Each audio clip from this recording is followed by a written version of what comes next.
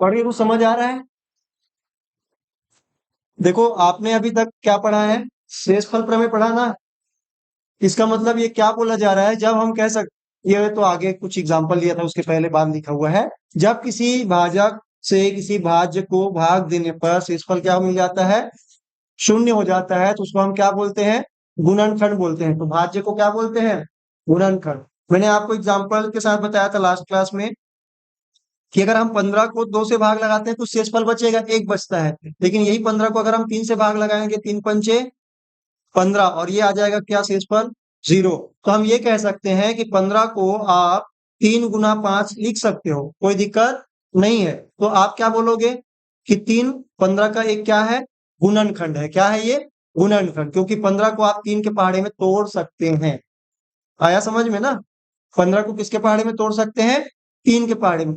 तो सर क्या ये कह सकते हैं कि 15 को अगर 5 से भाग देंगे तो ये 5 दिया 15 हो जाएगा, तो ये भी क्या हो गया, 0 हो गया। इसी वजह से हम क्या बोल रहे हैं कि 5 बोलो या 3 दोनों आपस में गुना होंगे तब जाके क्या आ जाएगा, 15। इसलिए 5 और 3 दोनों 15 के क्या है, गुणनखंड है। और इसी को गुणनखंड कब बोल पा रहे हैं, जब हमारा शेषफल क्या आ रहा है, 0 आ रहा है। ठीक है, मतलब अगर हम यहाँ पे अभी जो शेषफल प्रमेय पढ़े थे इससे पहले, उस शेषफल को प्रमेय को यूज करते करते, शेषफल प्रमेय का उपयोग करते करते अगर हमको हल करते, जैसे मान रख रहे थे, मान रखने पर क्या आ जाता है, उसका हल 0 आ जाता है। चलो एक मैं आपको करके दिखाता हूं, तो आप ज्यादा बेहतर तरीके से समझ पाएंगे पाएंगे।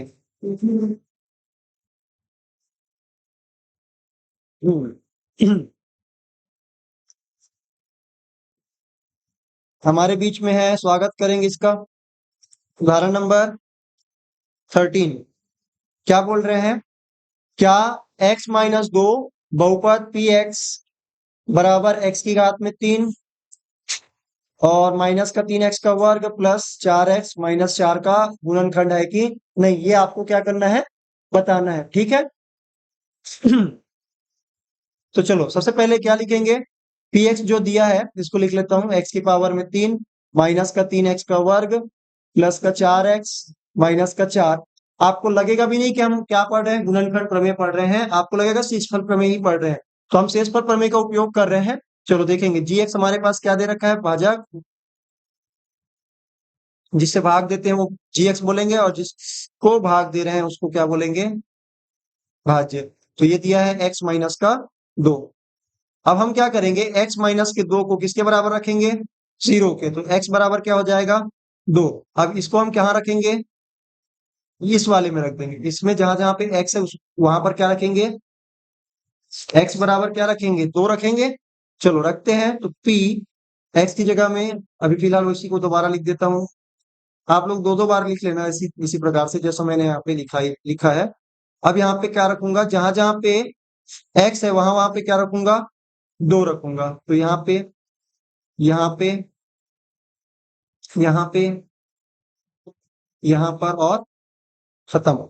मतलब जहां जहां पे x है वहां पे क्या रख रहा हूँ, 2 रख रहा हूँ। कोई कोई दिक्कत है यहाँ तक, नहीं है, बहुत आसान है। अब इसके बाद हम क्या करेंगे, 2 की घात में 3 मतलब हो जाएगा 8, 2 की घात 2 का क्या हो जाएगा, 4, यानी कि 3 और गुना में 4 प्लस 4 दूनी क्या हो जाएगा, 8 हो जाएगा माइनस का 4। और यहाँ पे 8 माइनस 4 दिया 12, एक प्लस में अंदर इसलिए यहाँ पे माइनस में ही रहेगा ना।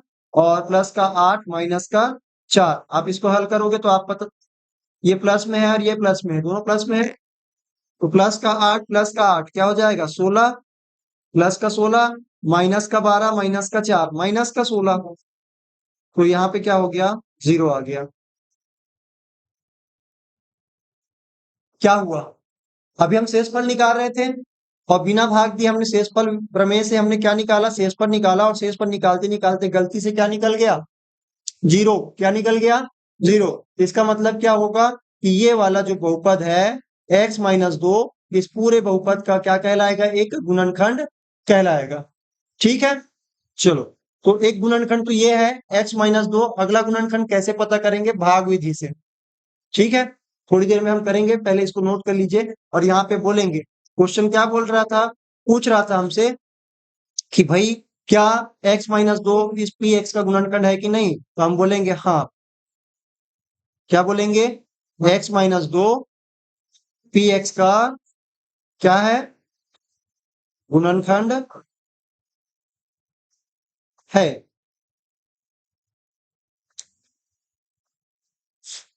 पता लगा आपको कि आपने गुणनखंड प्रमेय पढ़ लिया? नहीं लगा ना? शेषफल प्रमेय ही है। अगर जीरो आ जाएगा तब क्या बोलोगे, गुणनखंड है, और नहीं आया जीरो तो क्या बोलोगे, गुणनखंड नहीं है। चलो यहाँ पे अब हम एक बार क्रॉस चेक करेंगे कि क्या हमने जो अभी क्या किया है, शेषफल प्रमेय से हमने गुणनखंड प्रमेय सिद्ध किया है। अब हमने तो ये चलो एक गुणनखंड पता चल गया। कितना गुणनखंड पता चला, एक। एक कैसे, कि जब हमने 15 को भाग दिया 3 से, तो ये तो पता चल गया कि 3 क्या है, एक गुणनखंड है। और यहाँ पे जो आता है वो अगला गुणनखंड होता है कि नहीं होता है? यहाँ पे जो आएगा वो 5 है, 5 भी क्या कहलाएगा, गुणनखंड। लेकिन जब आपने इसमें क्या लगाया, शेषफल प्रमेय लगाया, तो आपको ये कंफर्म हो गया कि x माइनस 2 क्या है, इस पूरे बहुपद का एक गुणनखंड है। तो दूसरा गुणनखंड पता करने के लिए क्या करना पड़ेगा, भाग देना पड़ेगा। तभी तो हम गुणनफल क्या आ रहा है, वही तो गुणनखंड होगा ना। तो चलो भाग देंगे, और भाग देने के लिए लॉन्ग डिवीजन मेथड को ही हम क्या करने वाले हैं, फॉलो। तो इस पूरे कहानी को मैं थोड़ा सा साइड में लिख देता हूं यहाँ पर, और इस पूरे कहानी को यहाँ पर। चलो अब इसको हम क्या करेंगे, भाग लगाएंगे। ठीक है, चलो अब इसको हम भाग देते हैं, क्या क्या आता है देखिएगा। सबसे पहले हमको क्या लाना है, क्या अरेंज है बेटा यहाँ पे, 3 2 1 और 0, मतलब यहाँ पे घटते हुए क्रम में अरेंज्ड है, कोई दिक्कत नहीं है। यहाँ पर भी x की घात 1 है और उसके बाद x की घात 0 वाला, ये भी अरेंज्ड है, उसमें कोई भी दिक्कत नहीं है। मतलब दोबारा से इसको व्यवस्थित करने की जरूरत नहीं है। अब यहाँ पे क्या करना पड़ेगा, पहले पहले पद को देखेंगे।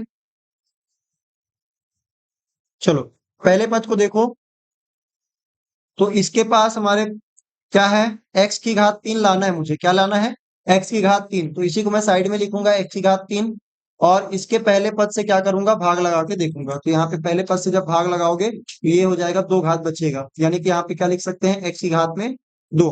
दोनों पॉजिटिव है, इसलिए यहाँ पे प्लस का x का वर्ग हो जाएगा। ठीक है, क्लियर है। अब आपने क्या किया, x के वर्ग का x के साथ गुना किए तो क्या आ गया, x की पावर में 3। लेकिन अब माइनस का 2 का भी क्या करना पड़ेगा, गुना करना पड़ेगा।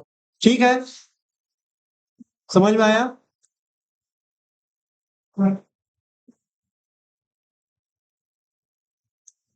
चलो अब यहाँ पे माइनस के 2 का भी क्या करना पड़ेगा, x के वर्ग के साथ गुना करना पड़ेगा, क्योंकि यहाँ पे अगर 2 पद है तो यहाँ पे भी कितने पद होने चाहिए, 2 पद होने चाहिए। तो चलो करते हैं, तो 2 का गुना इसके साथ करेंगे, हो जाएगा 2 x की घात में, यहाँ पे x नहीं है और यहाँ पे x है, इसका मतलब इसी वाले x की घात 2 को लिख देंगे, x की घात में 2। माइनस का होगा कि प्लस का, माइनस क्यों, क्योंकि यहाँ पे माइनस है और इसके सामने कुछ नहीं तो क्या है, प्लस में है, इसलिए अपन क्या लगाएंगे, माइनस। अब हम क्या करेंगे, घटा देंगे। घटाने के लिए कम से कम एक लाइन छोड़ा करो, और यहाँ पे माइनस और इसमें माइनस लगा हुआ है, तो इसको क्या कर देंगे, प्लस। पहला वाला टर्म क्या हो जाएगा, खत्म। अब मेरे को ये बताओ, दोनों के पीछे एक्स का वर्ग है, तो इसको आपस में हम जोड़ घटा सकते हैं कि नहीं कर सकते, घटा सकते हैं और जोड़ भी सकते हैं। तो यहाँ पे क्या करना है, प्लस का 2x है, x का वर्ग, और माइनस का 3x का वर्ग, एक प्लस एक माइनस, घटेगा कि जुड़ेगा, घटेगा।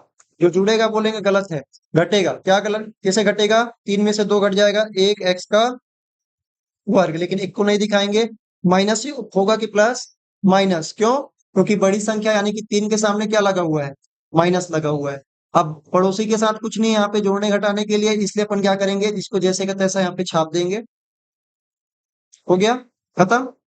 अब हमारा टारगेट इसके पहले पद को लाना है और इससे भाग लगा के देखने हैं। तो चलो मुझे क्या लाना है, माइनस का x का वर्ग। ठीक है, क्लियर है ना। तो यहाँ पे क्या लाना है, माइनस के x का वर्ग लाना है। तो यहाँ पे x से भाग लगा के देखेंगे तो क्या होगा, x कट जाएगा और यहाँ पे 2 पावर घट जाएगा, तो यहाँ पे हो जाएगा माइनस का x, और यहाँ पे एक पावर को दिखाने की जरूरत नहीं है, ये माइनस और ये प्लस है, इसलिए यहाँ पे क्या आया है, माइनस। ये क्लियर है आप लोगों को। चलो अब यहाँ पे क्या लिखूंगा, माइनस का एक्स। तो अब यहाँ पे x का गुना इस वाले x के साथ होगा तो क्या हो जाएगा, माइनस का x का वर्ग।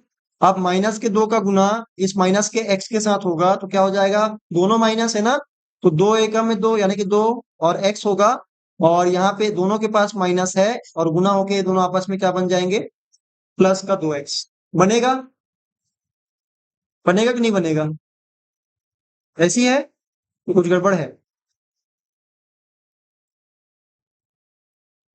चलो अब इसको क्या करेंगे, घटा देंगे। तो घटाएंगे तो ये माइनस वाला प्लस बन जाएगा, प्लस वाला क्या बन जाएगा, माइनस बन गया। अब हमारे पास क्या होगा, ये वाले पहले पहले टर्म क्या हो जाएंगे, खत्म। अब मेरे को ये बताओ, प्लस का 4x है और माइनस का क्या है, 2x है। घटेगा आपस में, अलग अलग चिन्ह है तो घटेगा। तो 4 में से 2 घटा दोगे तो क्या हो जाएगा, 2x।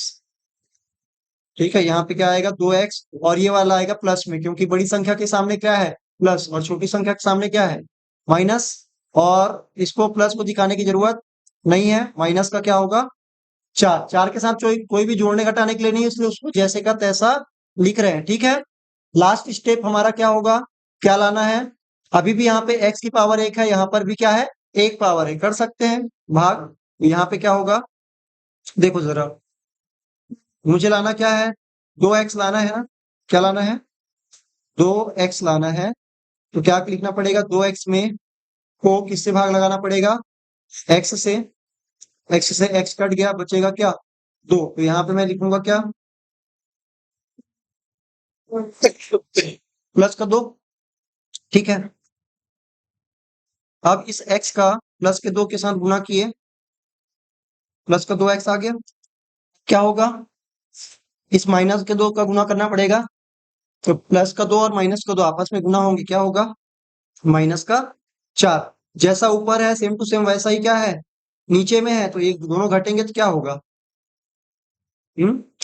ये प्लस का माइनस हो जाएगा, माइनस का ये हो जाएगा प्लस, ये भी कट गया और ये भी कट गया, सेम सेम होने की वजह से। क्योंकि ये माइनस का 4 है और ये वाला क्या है, प्लस का 4, कट गया आपस में। तो ये आ गया हमारा शेषफल 0, और यही हमारा क्या था, शेषफल।